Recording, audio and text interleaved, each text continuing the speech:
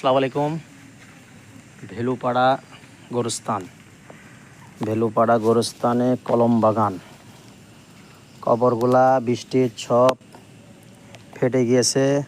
যার যার নিজের আত্মীয় স্বজন আছে কবরে আসেন, কবরস্থানে আসেন, আশি সারি সব মাটিগুলা দিতে হবে, সব মাটি দেওয়া লাগবে। সব কবরগুলা একবারে অবস্থা খারাপ, সবার একবারে বাতাগুলা সব বাড়া গেছে কবরের, একবারে ফাইটি পানি ঢুকি সারখার অবস্থা।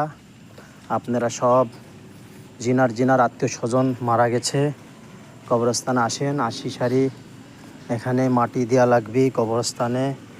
কবরস্থানের অবস্থা খুব খারাপ, জায়গায় অবস্থা। এই দেখেন এই বিরহল অবস্থা, সব ফেটে গেছে। এইটা মনে একটা শিশুর কবর, ফাইটি একবার অবস্থা খারাপ। যারে আত্মীয় স্বজন মারা গেছে ওনা আমার কলম বাগান, ভেলুপাড়া কলম বাগান গোরস্থানে আইসি সবার নিজের আত্মীয় স্বজনের কবরগুলা একটু সারি ফেলতে হবে, বুঝছেন। বালু দেওয়া লাগবে, বালু সব নিজের দায়িত্ব। আসি নিজের কবরে, আত্মীয় স্বজন কবরে মাঝে আসতে হয়, মাটিগুলা দেওয়া লাগে, বুঝছেন। খালি বাসায় বসে থাকলে হবে না। দেখেন কি অবস্থা, অবস্থা খুব খারাপ।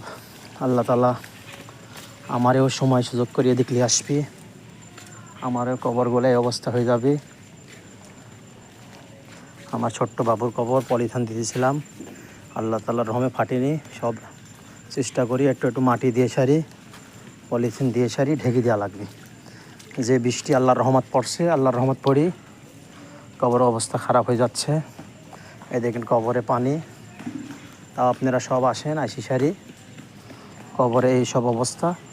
কবর একটু ঠিকঠাক করি মাটিগুলা দিয়ে ঠিক করতে হবে, বুঝছেন। নতুন যে কবরগুলা ছিল আপনারা দেখাইলাম সব ভেঙে গেছে। এটা বাদ বাকি সব পুরাতন কবর, এটা আল্লাহর রহমে সুস্থ আছে, কিন্তু নতুন কবরগুলা সব ভেঙে গেছে। সব আসেন, হ্যাঁ। আল্লাহ হাফিজ। সব নিজের খেয়াল রাখেন, নামাজ কালাম পড়বেন, আল্লাহর কাছে দোয়া করবেন সবার জন্য।